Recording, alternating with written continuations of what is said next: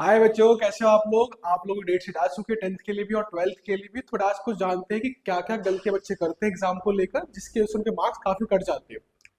कुछ टाइम ही रहेगा आपको एग्जाम्स को लेकर, प्री बोर्ड स्टार्ट भी होने वाले 10 दिन के अंदर। तो आज ये जानते हैं कि कौन कौन सी गलतियों से बचना है और क्या क्या चीज आपको करनी है एग्जाम के लिए, ताकि आपका एग्जाम बहुत अच्छे से जाए। ठीक है ना आपके पास? थोड़ा ध्यान दो, ये कुछ हमारी लिस्ट है जो आपको करने हैं और कुछ आपको नहीं करने हैं। ठीक है, बट देखो करना क्या है आपको।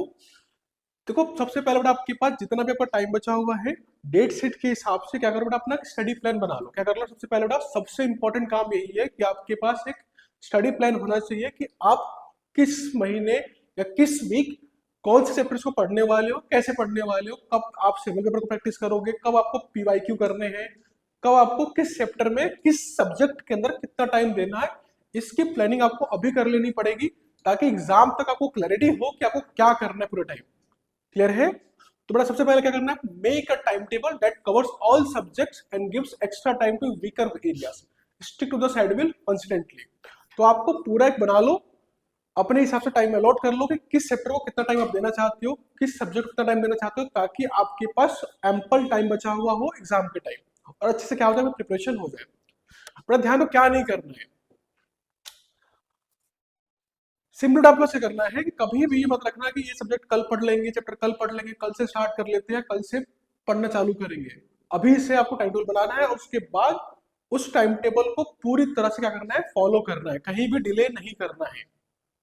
पर दूसरा जो करना है आपको वो है अंडरस्टैंड द सिलेबस। क्लियर है? तो आप नेट पे जाओ, लेटेस्ट सिलेबस डाउनलोड करो, या फिर कोई स्कूल की डायरीज होती है उसमें लिखा होता है सिलेबस, उसको अच्छे से समझो। एक्स्ट्रा सिलेबस नहीं पढ़ना, क्योंकि आपके सीबीएसई के अंदर बहुत सारा सिलेबस कटा हुआ है। तो एग्जैक्टली जो आपका सिलेबस सीबीएसई में आने वाला है सिर्फ उस पर फोकस करो। नीट और बाकी एग्जाम का सिलेबस अलग होता है और आपका सीबीएसई सिलेबस बिल्कुल अलग होता है, बहुत सिंपल सिलेबस होता है।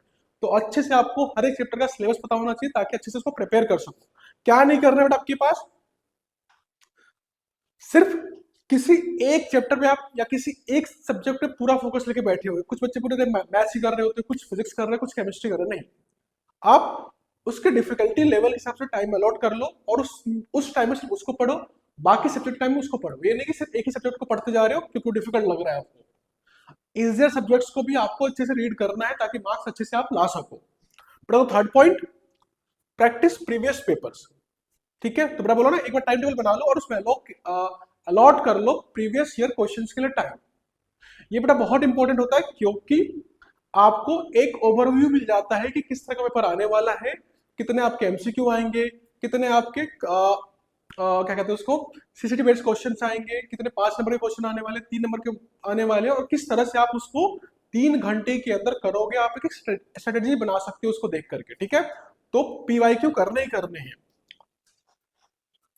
क्लियर है? इसके अलावा ये नहीं कि पूरे टाइम आप पढ़ते चले जाओ।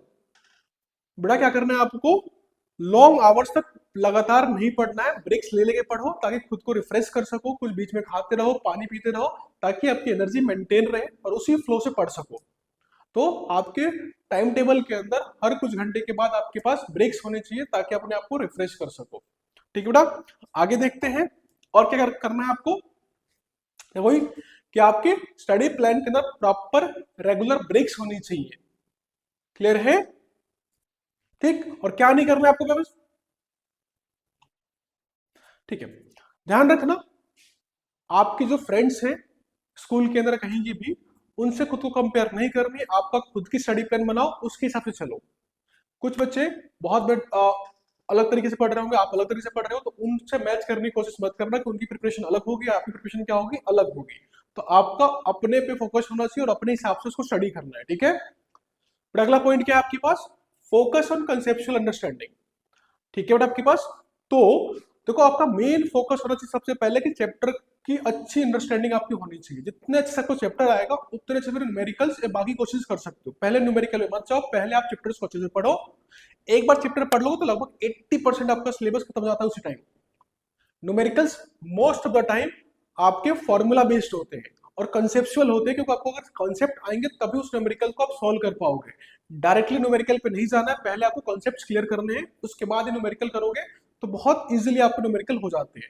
मुश्किल से 10 में से एक न्यूमेरिकल ऐसा होगा जो आपसे नहीं होगा, लेकिन अगर कॉन्सेप्ट अच्छे से पढ़ लिया तो आपके 10 में से 9 न्यूमेरिकल डायरेक्टली हो जाते हैं। ठीक है, क्या नहीं करना है आपको, इस टाइम पे एग्जाम आ चुके हैं तो बहुत सारा आपके पास स्क्रीन टाइम नहीं रहना चाहिए, बहुत छोटा टाइम रखो उसको, पूरा फोकस सही पढ़ाई पे होना चाहिए। फेसबुक इंस्टा को कम से कम देखो, क्लियर है, ये नहीं बिल्कुल बंद कर दो, बट उसको मिनिमाइज कर दो।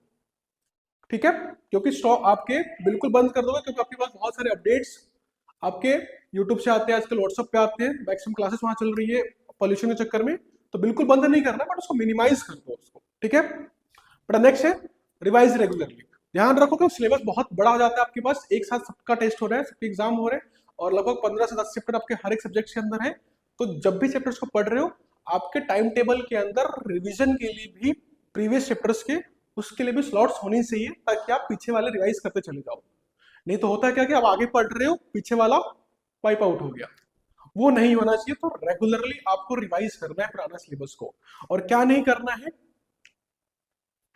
हाँ, बहुत सारे क्या करते हैं, पीवाईक्यू देख लेते हैं बट पीवाईक्यू करते नहीं प्रैक्टिस। तो आपको 3 घंटे के जो पेपर्स होते हैं ना, उस तरह के मॉक टेस्ट आपको देने एग्जाम से पहले, ताकि आप अपने आप को प्लान कर पाओ कि आप एग्जाम के दिन किस क्वेश्चंस को पहले अटेम्प्ट करोगे, एमसीक्यू पहले करने वाले, 5 नंबर वाले, 3 नंबर वाले, या फिर 2 नंबर वाले, ताकि एग्जाम में जाके आपको स्ट्रेसफुल ना हो जाए।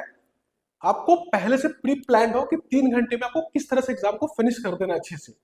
क्लियर है, तो बेटा ये कुछ आपके डूज और डोंट्स हो गए।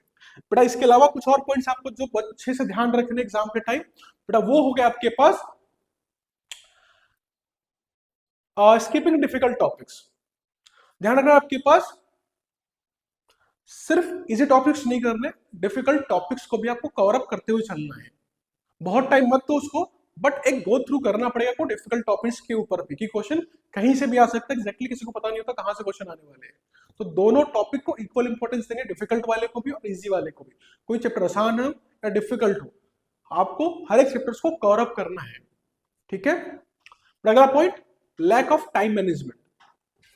ठीक है, दूसरा जो बोला, टाइम टेबल बनाओ ताकि आपके हर सब्जेक्ट के अंदर, आप भले इंग्लिश एग्जाम हो, फिजिकल हो, इन सबको भी थोड़ा थोड़ा टाइम दो, ताकि हर एक सिलेबस आपके एग्जाम तक कवर अप हो जाए।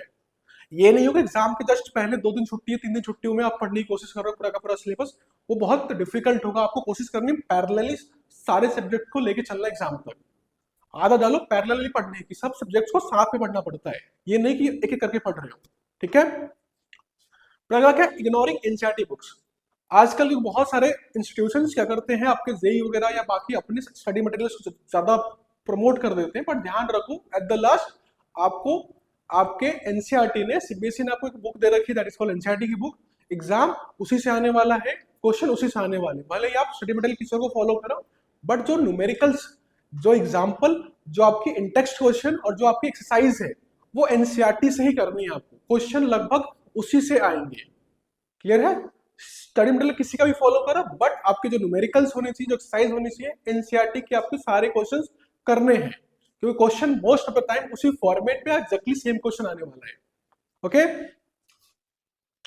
फिर अगला क्या है, जो ध्यान रखना, ओवर कॉन्फिडेंस को बिल्कुल भी बहुत रखना है कि लास्ट एग्जाम में जाके बिल्कुल अच्छे से कर पाओगे, बहुत अच्छे से रिवाइज कर लोगे। अभी से आपको ओवर अपने कॉन्फिडेंस को रखना है, बट ओवर कॉन्फिडेंस नहीं होना है, सिलेबस को अच्छे से पढ़ना है, और जो भी छोटे टॉपिक्स हो, बड़े टॉपिक्स हो, आते हो नहीं आते हो, उन सबको रेगुलरली रिवाइज करना है।